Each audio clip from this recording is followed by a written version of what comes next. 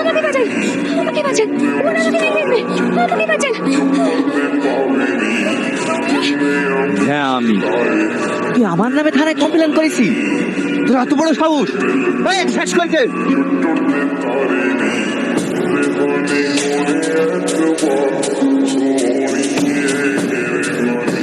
চল চল সালা। কিরে, তুই নাকি আমার ছোট ভাইয়ের নামে থানায় ডায়েরি করতে গেছিলি? ছোট ভাই আমার মেয়েকে মেরে ফেলেছে। যতক্ষণ না ফাঁসির দড়িতে ঝুলাইতে পারছি আমার মনে শান্তি নাই।